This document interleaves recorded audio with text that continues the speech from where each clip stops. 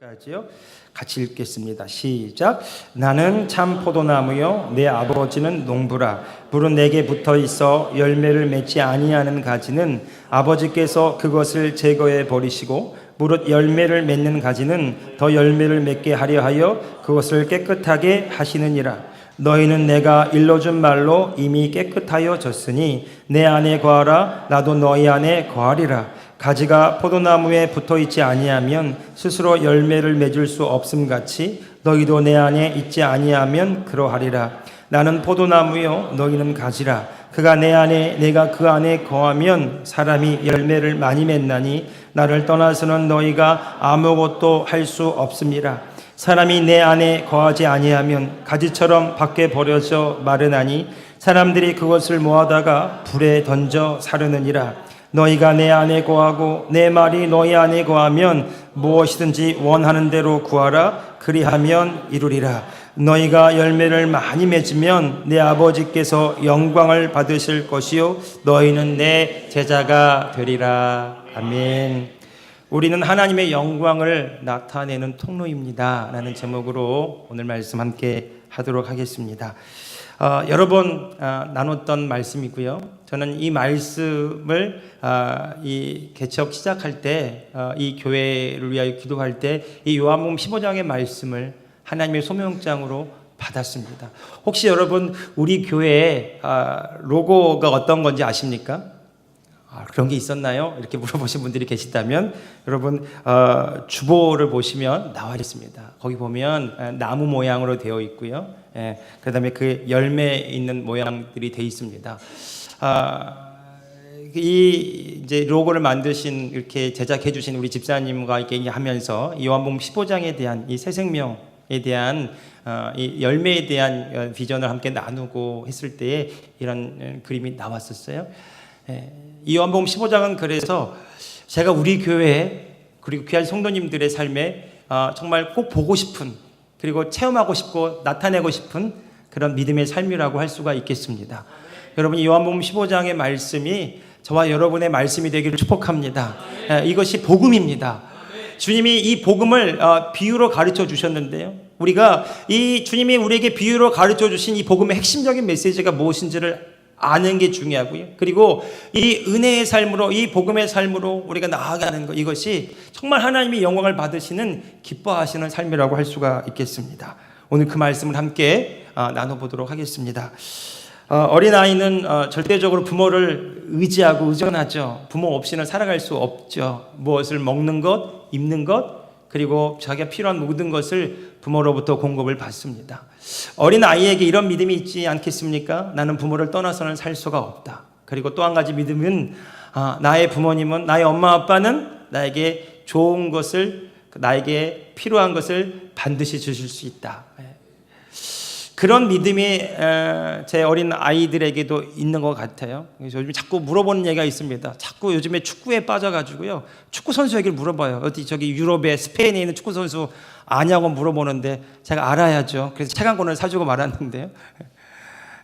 시간이 자라가면서 부모님이 다 완전할 수 없다를 깨달아가지만 어린 아이일 때는 부모님이 가르쳐준 모든 것들을 다 흡수하고 카피하지 않습니까? 그리고 그것을 다 자기 것으로 수용합니다.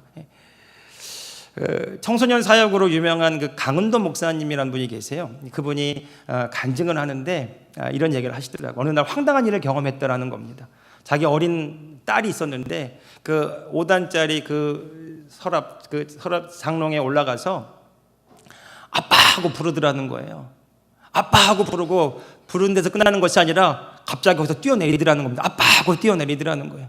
그때 이 목사님이 정말 그 빛의 속도로 슈퍼맨처럼 몸을 날려서 이 딸을 가까스로 받아냈다는 거죠. 그러면 손 내키듯이 야 이러면 너무 위험하다고 이러면 너무 위험해 다시는 이런 장난치면 안 돼 큰일 날 뻔했잖아 이렇게 막 이렇게 야단을 치려고 하는데 그 딸이 이런 얘기를 하더라는 겁니다. 아빠는 나를 받아줄 수 있잖아.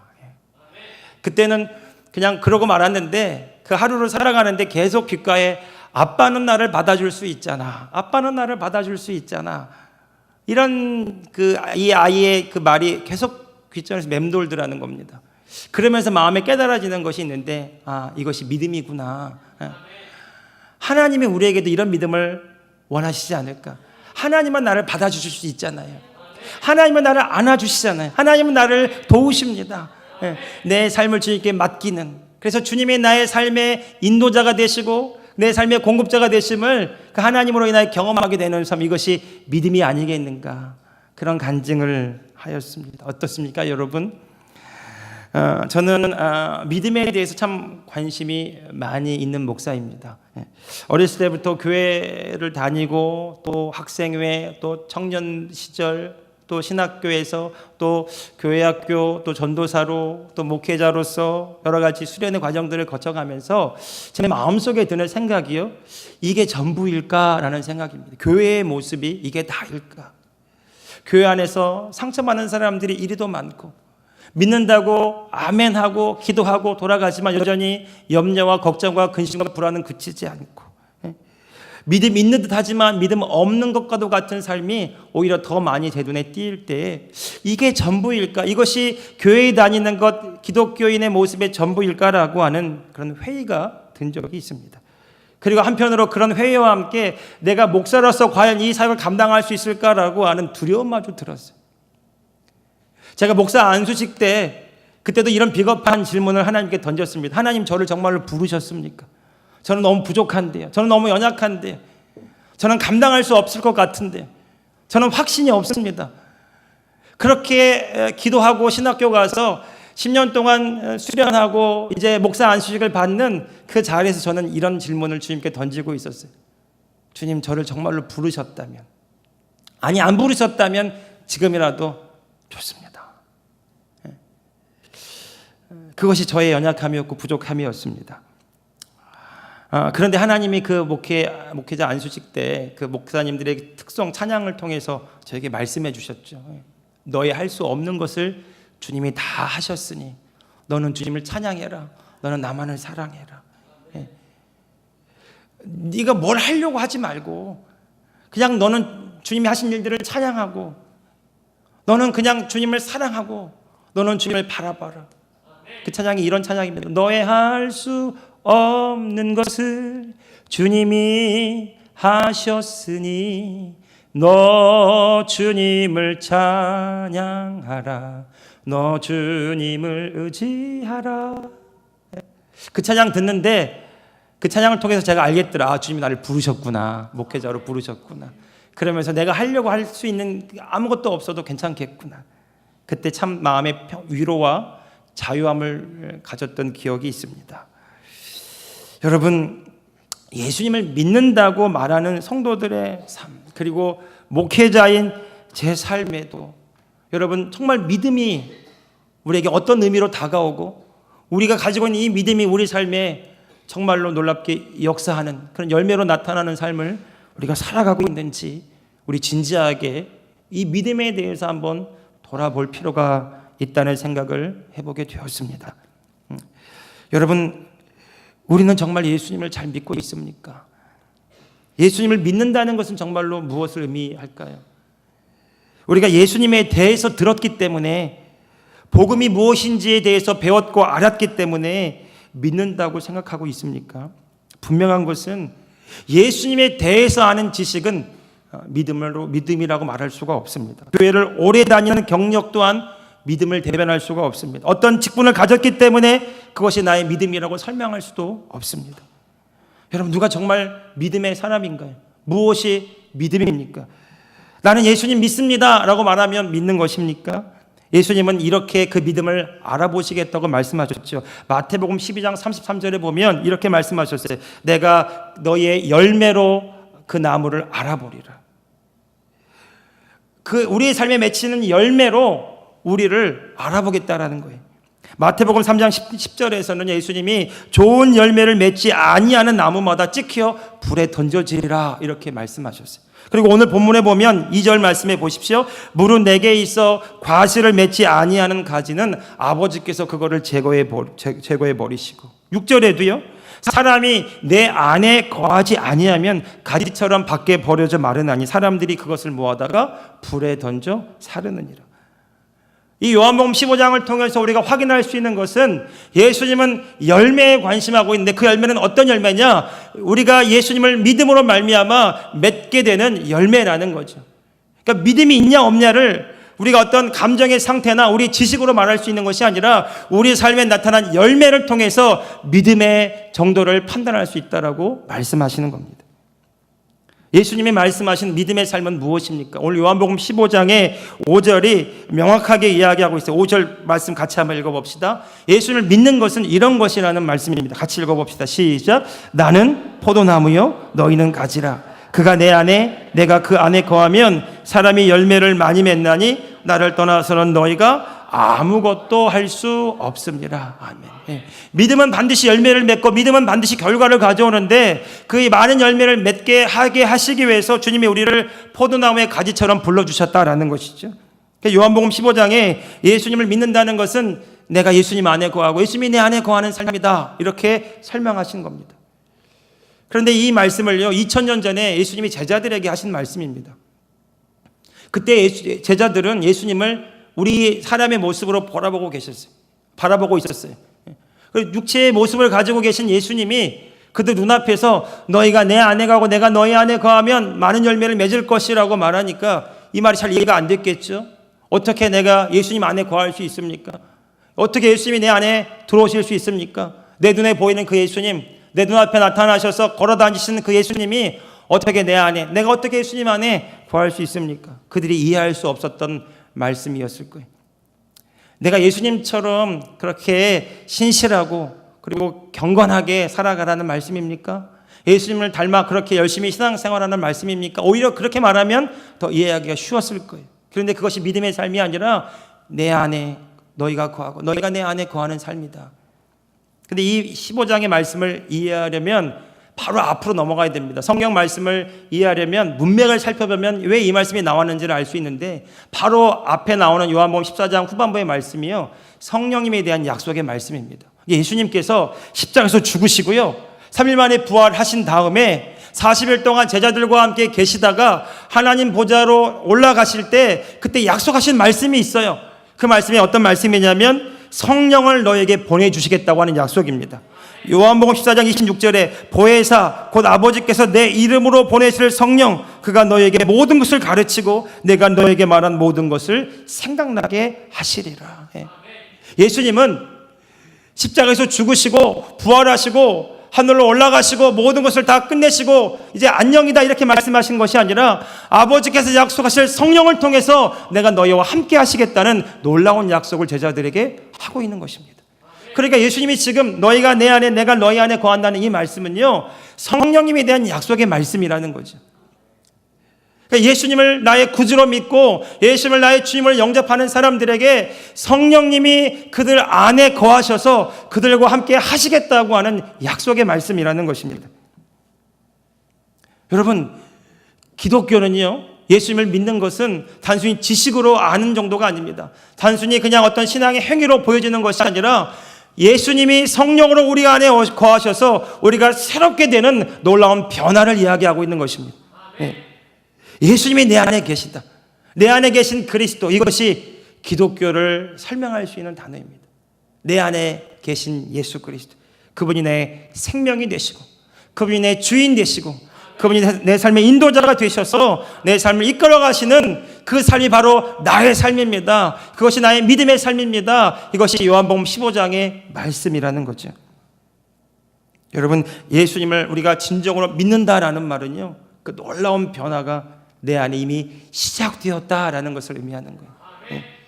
내 안에 주님이 내 안에 오셔서 나와 함께 하셔서 내가 거듭난 새로운 피조물이자 새 생명을 가진 존재로 내가 새롭게 되었습니다. 내가 하나님의 자녀가 되었습니다. 그 고백을 하는 거예요. 여러분, 이것은 우리의 어떤 공로나 어떤 자격으로 이 하나님의 자녀된 권세와 축복을 얻은 것이 아닙니다. 전적인 하나님의 은혜입니다. 누가 이 은혜를 누릴 수 있습니까? 따라합시다. 믿음입니다. 믿음입니다. 예. 주님이 은혜로 베푸신 구원의 선물을 믿음으로 받아들이는 사람에게 그 구원은 그들에게 하나님의 능력이 되는 줄로 믿습니다. 내가 무엇을 노력해서 얻는 것이 아니에요. 내가 무엇을 애써서 얻어내는 것이 아니라 주님이 주신 것을 믿음으로 받을 때에 그것은 나의 것이 되는 줄로 믿습니다. 예전에 저는요, 능력 있는 목사가 되기를 원했어요. 불의 종, 제 마음을 뜨겁게 했어요. 제가 처음에 은혜 받았을 때가, 하나님을 경험했을 때가 6살 때인가요? 저희 어머니 따라서 시골교회 부흥회를 갔는데 그날이 부흥의 날이었어요. 부흥의 날이었는데 그때는 피아노도 이런 악기도 없어요. 강대상 하나, 투박한 강대상 하나 놓고, 제 기억 속에 있는 그 강대상은 시커멓던 그런 강대상이었는데 그 등치가 우람한 그 강사 목사님이 그 강대상을 두드리면서 박자를 맞춰가면 찬양을 하는 거죠. 음정도 박자도 랩이 따로 없어요. 그때 정말 랩처럼 불렀어요. 그때 찬양이 불길 같은 성신여, 불길 같은 성신여. 자, 흉내가 안 되네요. 그런데 제 어렸을 때 봤던 그 풍경은요, 성령의 축제였고요. 저희 그 고모님은 폐병 이 두 분이 걸리셨는데 가족력이 있어서 그 자리에서 치유가 일어나는 그런 일들이 일어나요. 그래서 믿지 않았던 저희 아버님의 가정들이 다 구원을 받는 일들이 일어났어요. 그때 제가 경험했던 하나님이었습니다. 그래서 제가 부흥의 영성을 가지고 좀 시끄럽죠. 그때 너무 인상이 컸었어요. 그런 목사님, 그런 능력 있는 사역자, 그러기를 구했고 그렇게 되고 싶었어요. 길을 잘 몰랐습니다. 내가 기도를 열심히 하면, 내가 무언가 사역을 최선을 다해서 열심히 하면 하나님 나를 이뻐 보셔서 나에게 축복해 주시지 않을까, 그런 인정받고 싶은 마음도 컸었어요. 그런데 이 복음을 깨닫고 보니까 능력이 저 뭔데 있는 것이 아니라 능력이 내 안에 계신 예수 그리스도께 있더라고요. 나는 능력이 없는 자가 아니라 이미 예수 그리스도 안에서 능력을 받은 자더라고요. 이제 내가 할 일은 뭐냐면 믿음으로 행하는 거더라고요. 믿음으로 하면 믿음대로 되는 역사가 이 복음 속에 나타나 있는 것입니다. 7절에 보시겠습니까? 15장 7절 같이 한번 읽어봅시다. 시작. 너희가 내 안에 거하고 내 말이 너희 안에 거하면 무엇이든지 원하는 대로 구하라. 그리하면 이루리라. 할렐루야. 저는 참 능력을 구했어요. 왜 그렇게 능력을 구했는지 나중에 내 마음을 파보고 내 마음을 들춰보니까 내 안에 뿌리 깊게 박혀있는 인정욕구, 성공에 대한 야망, 목회자지만 목회자로서 성공하고 싶고, 목회자였지만 목회자로서 인정받고 싶은, 사람들의 칭찬과 명성을 받고 싶은 내 안에 뿌리 깊게 박혀있는 상처와 그 야망들, 그것들이 보이더라고요. 그래서 그렇게 능력을 구했나 봐요. 그런데 길을 헤매이고 목이 터져라 기도해도, 큰 소리로 부르짖어 기도해도 아무런 응답이 없었어요. 그래서 그때 하나님 나 안 사랑하시는가 보다. 그래서 자꾸 물었죠. 하나님 저를 왜 부르셨냐고요. 제가 한 일주일 동안 두나미스 치유사역 세미나를 한 7년 전인가요? 일주일 동안 갔던 적이 있습니다. 그때도 역시 저는 능력을 구하고 있었습니다. 하나님 은사를 구하고 있었습니다. 근데 일주일 동안 기도해도 아무런 응답이 없습니다. 얼마나 허탈하고 공허했는지 몰라요. 목이 터져라 부르고 밤이 새워 기도하고 눈물로 기도하고 호소했지만 아무런 응답이 없어요. 그 마지막 날 돌아오는 그날 아침에 일어났는데 제가 주님께 볼멘 소리 이렇게 말했어요. 주님 이게 뭐예요? 주님 이게 뭡니까? 뭐라도 주님. 그때 잊을 수 없는 주님의 한마디가 제 마음속에 울렸어요. 나는 너에게 다 줬다. 그때는 이해를 못했어요. 그때는 그 말이 무슨 말인지 이해를 못했어요. 그러나 지금은 압니다. 요한복음 15장의 말씀처럼 주님은 우리에게 주님의 생명의 전부를 주셨습니다. 주님은 우리에게 조금 주신 것이 아니라 다 주셨어요. 주님은 십자가에서 다 이루셨다고 말씀하셨습니다. 주님이 다시 이루실 일이 없습니다. 주님은 다 이루셨고 이제 믿음으로 행하라고 말씀하시는 거죠. 내가 내 안에 가고 내 말이 너희 안에 거하면, 다시 말해서 성령이 내 안에 계심으로 주님이 나와 함께 하신 것을 네 마음에 믿으면, 네가 믿음대로 행하면 내가 너를 통해 역사하겠다고 말씀하시는 겁니다. 사랑하는 성도 여러분, 그래서 우리는요 내 안에 계신 주님을 만나야 돼요. 알아야 돼요.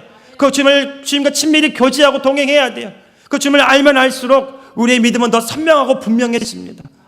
그냥 희미한 것이 아니라 알게 돼요. 여러분 될까 안 될까를 따지는 것이 아니라요, 여러분 염려 걱정하는 것이 아니라 고백이 달라집니다. 잘 됩니다. 더 잘 됩니다. 잘 되고 있습니다. 내가 예수님 안에 있기 때문이죠.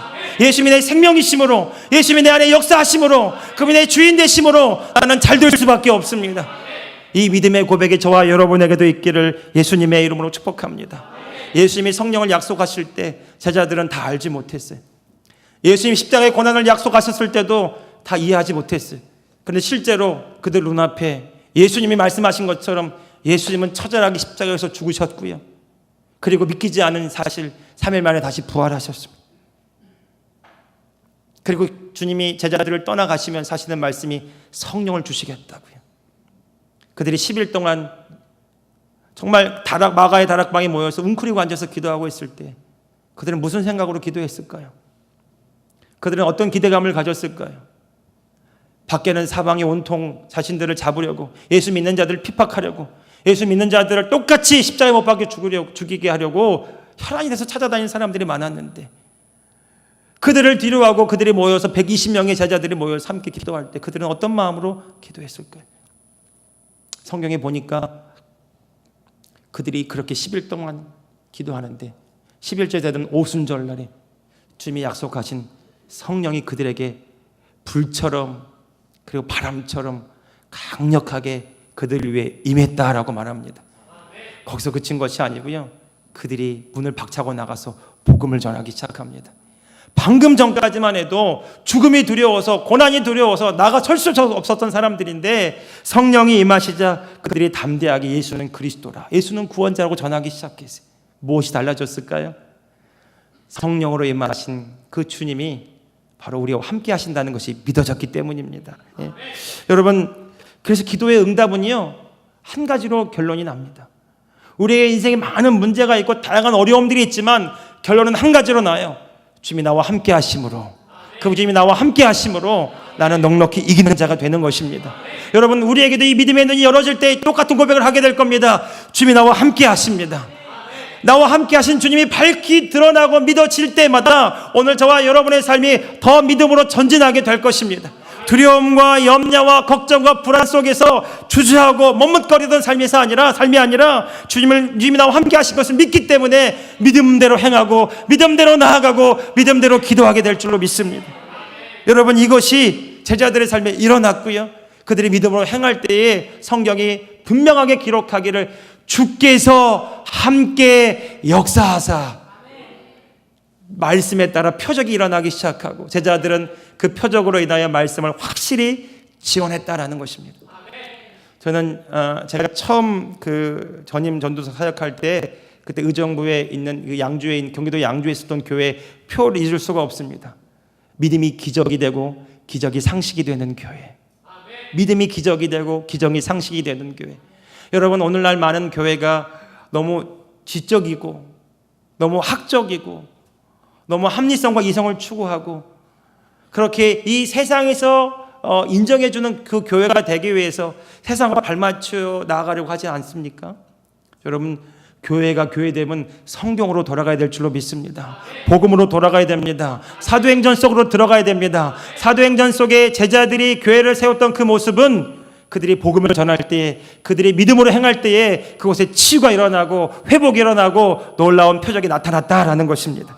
여러분, 오늘 이 시대에도요, 이 세상에 많은 사람들이요 환타지에 열광하지 않습니까? 신비에 열광합니다. 사람들은 그때나 지금이나 똑같습니다. 그런데 여러분, 허상에 거짓에 미혹되는 것이 아니라 진리의 말씀에 따라 기적이 나타나고 치유가 일어나고 복음이 전해질 때 영원히 구원받는 일들이 우리 교회를 통해 일어나게 될 줄로 믿습니다. 여러분, 그것이 주님이 오늘 저와 여러분을 통해 하시고자 하는 일이라는 거죠. 성령이 내 안에 계셔서 그분이 우리를 통해 일하시기 원한다라는 겁니다. 우리가 그러면 열매 맺는 비결, 그분이 언제나 역사할 수 있도록 하는 비결은 무엇입니까? 주님은 이렇게 말씀하셨죠. 내 안에 거하라. 내 안에 거하라. 여러분, 주님 안에 거하는 것이 무엇일까요?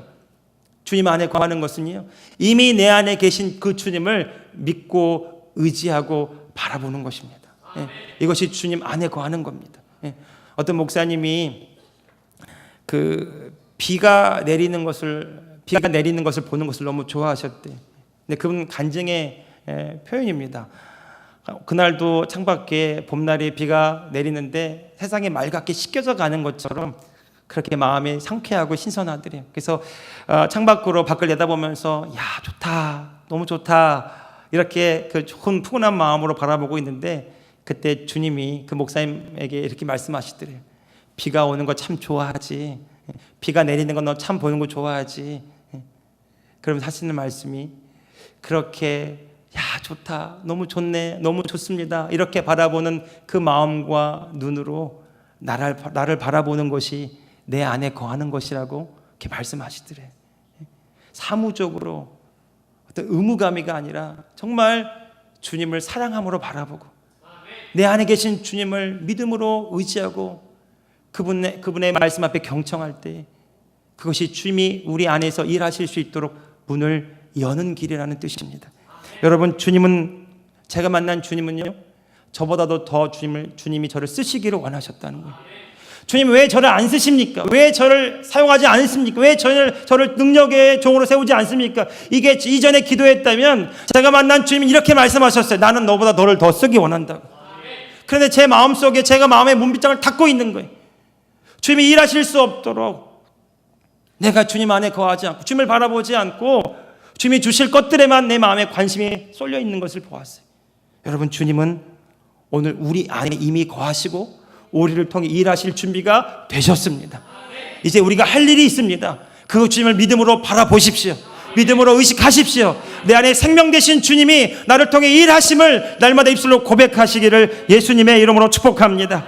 여러분, 이것이 우리가 주님 안에서 주님으로 인하여 쓰임받는 비결이라는 것, 이것이 열매 맺는 비결이고 이것이 믿음으로 사는 비결이라는 것입니다. 여러분, 제가 주보에도 잠깐 실었는데요, 그 두꺼운 글씨로 한번 봐보시겠습니까? 주보에 보시면 그 뒤에 보시면 두꺼운 글씨로 이렇게 써놨어요. 제가 한번 여러분과 함께 읽어보기 원합니다. 송기철 장로님 집회는 이 부분부터 우리 같이 한번, 우리 천천히 한번 같이 저와 함께 읽어보시겠습니까? 자, 같이 한번 읽어봅시다. 시작. 송기철 장로님의 치유 집회는 예수님께서 전하신 복음의 핵심 메시지인 이 땅에 임한 하나님 나라 복음을 통해서 질병의 치유와 마음의 회복, 그리고 하나님의 자녀가 되는 권세와 축복을 누리게 합니다. 자, 우리 그분이 쓴 글귀를 한번 같이 한번 믿음으로 고백으로 읽어보겠습니다. 시작. 새 사람 안에는 하나님의 영에 의한 새로운 본성이 있습니다. 이제 그리스도 안에는 나는 새로운 존재이기 때문에 하나님으로부터 오는 새로운 생각, 새로운 느낌, 새로운 의지를 의식해야 합니다. 우리 크게 한번 고백해 봅시다. 4번 시작. 나는 예수 그리스도 안에서 하나님의 태생적인 사랑을 누리는 자입니다. 나는 예수 그리스도 안에서 항상 기뻐하는 자입니다. 나는 예수 그리스도 안에서 말할 수 없는 은혜를 누리는 자입니다. 나는 예수 그리스도 안에서 하나님의 말씀을 이 땅에 이루는 자입니다. 여러분, 이 믿음의 정체성이 이 요한복음 15장에 나오는 말씀과 일치하는 것입니다. 나는 주님 안에 있는 자입니다. 주님이 나의 생명이시고 나의 능력이시고 나는 이미 넘치는 은혜를 받았고 나는 그분의 사랑 안에 있고 이제 그분의 사랑이 나를 통해 흘러가도록 내 마음의 문빗장을 열고요, 믿음으로 주님께 나아가는 것입니다. 내 안에 계신 주님을 믿음으로 바라보는 것입니다. 그리고 내 안에 능력이신 주님이 나를 통해 일하심을 믿음으로 고백하고 선포하는 거예요. 여러분, 그때마다 우리의 의식이, 믿음이 성장하게 될 겁니다. 그리고 그렇게 믿음으로 전진해 나아갈 때마다 우리 삶에 일어나는 변화와 치유, 회복을 통해서 더 분명하고 확실하게 하나님의 일하심을 보게 될 줄로 믿습니다. 사랑하는 성도 여러분, 이번 송기철 장로님의 그 초청 치유 집회는 바로 그런 집회가 될 것입니다. 우리 교회에 하나님이 행하실 놀라운 일들, 이 교회가 이 지역을 섬기고 이 지역에 필요한 교회고 하나님이 세우시고 사용하시는 교회가 되는 그 믿음의 표적을 보는 집회가 될 것입니다. 예수님이 가장 많이 하신 사역이 치유 사역입니다. 우리가 예수님이 하신 일도 하고 그보다 더 큰 일도 하는 교회라면 우리 교회도 치유는 반드시 일어나야 될 줄로 믿습니다. 삶의 변화가 일어납니다. 하나님께서 놀라운 일들이 드러납니다. 우리는 그 일들을 통해서 이 모든 일들을 우리 하나님이 하셨습니다. 내 삶은 주님의 것입니다. 하나님이 지금도 우리 가운데 일하고 계십니다. 우리 가정에 하나님이 계십니다. 그렇다면 우리는 두려워할 것이 없습니다. 우리 사업장과 직장 가운데 하나님이 이끌고 계십니다. 그렇다면 우리가 염려할 것이 무엇입니까? 이 교회의 머리가 되신 주님이 우리와 함께하고 계십니다. 주님이 일하기 원하십니다. 그분이 우리를 인도하고 계십니다. 우리가 두려워할 것이 무엇입니까? 우리가 할 일은 그 하나님을 믿는 일입니다. 그 하나님을 바라보는 일입니다. 그분이 우리 교회를 통해 일하시도록, 그분이 우리 가정을 통해 역사하시도록 우리가 믿음으로 주께 나아갈 때마다, 믿음으로 주님을 바라볼 때마다 우리는 생생하게 주의 영광을 보게 될 줄로 믿습니다. 사랑하는 성도 여러분, 살아있는 주님을 만나십시오. 그 주님을 갈망하십시오. 이 복음의 능력이, 이 요한복음 15장의 말씀이 오늘 저와 여러분의 삶에 이루어지는 말씀이 되기를 예수님의 이름으로 축복합니다. 아멘. 주께서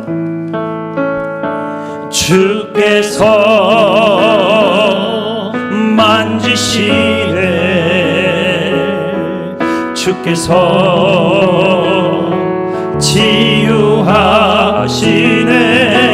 십자가에서 이루신 모든 약속들 우리가 누리게 되네.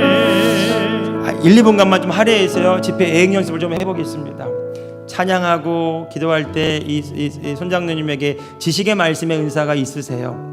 하나님이 감동으로 오늘 치유하실 일들을 미리 이렇게 감동으로 말씀하실 때가 있습니다. 그렇게 말씀하실 거예요. 이렇게 오늘 하나님이 이렇게 어떤 분들을 어떤 질병 치유하기 원하십니다.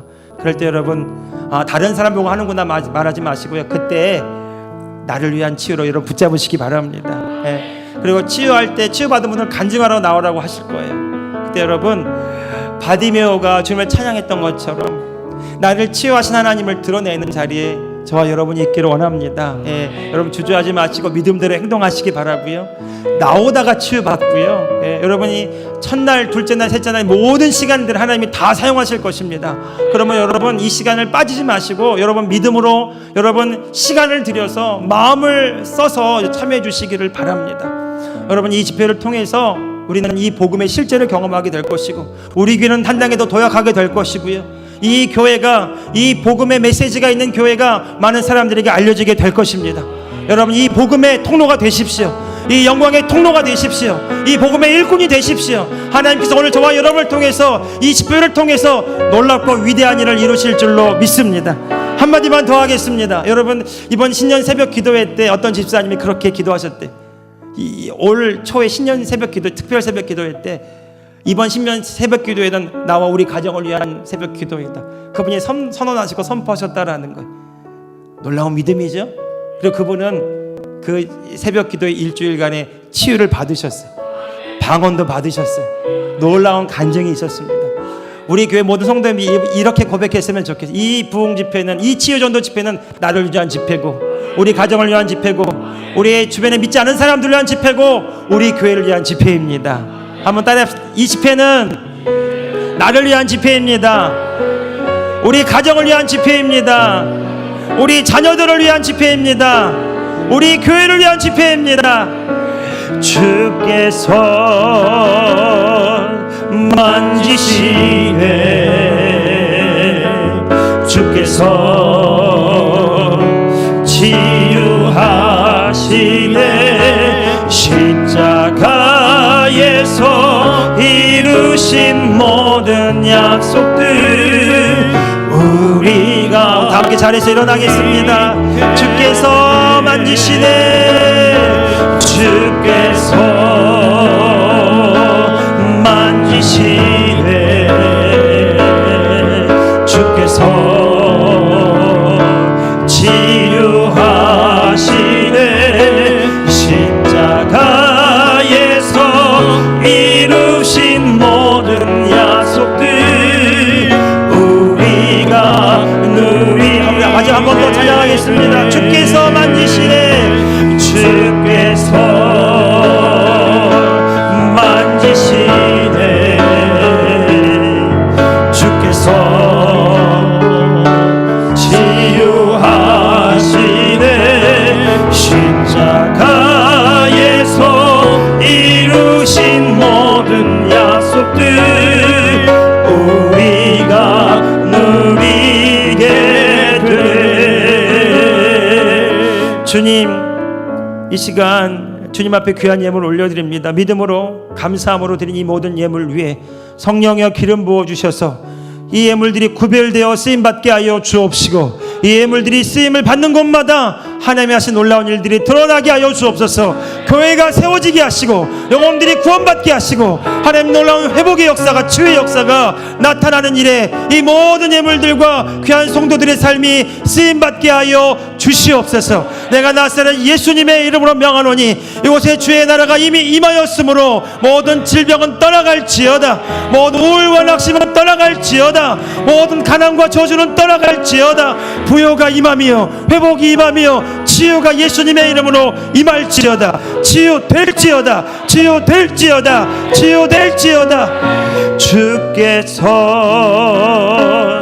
만지시네, 주께서 치유하시네.